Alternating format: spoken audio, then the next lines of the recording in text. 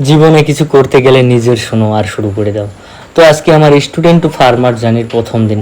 সকাল সকাল ট্রাক্টরকে ফোন করে দিই এবং টিউশন পড়াতে যাই। এসে দেখি জমি চাষ হয়ে গেছে আর রতনদা কাজ শুরু করে দিয়েছে। প্রথমে সাইডের ঢিপিগুলো করে নিলাম, যেখানে আমরা লাউ লাগাবো, হাইব্রিড লাউ। এরপর শুরু হয় আসল কাজ। প্রথমে আমি আলের সাইডগুলো কেটে নিই আর রতনদা ওইদিকে দাগ কাটছিল ঢিপি করার জন্য। আচ্ছা, কি লাগাবো সেটাই তো বলা হয়নি।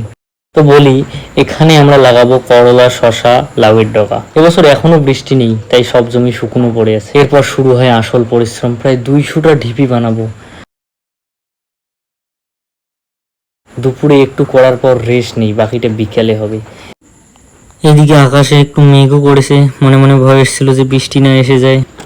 সেই ভয়ে বাচ্চা পাটিকে দিয়ে ঢিপিগুলোতে প্লাস্টিক দিয়ে দিলাম। আর যেটা ভয় পেয়েছিলাম সেটাই হলো। সত্যি সত্যি রাত্রে ভয়ঙ্কর বৃষ্টি হলো। ভাগ্যিস প্লাস্টিকটা দিয়ে দিয়েছি, না হলে সব মাটি ধুয়ে চলে যেত। রাধে রাধে।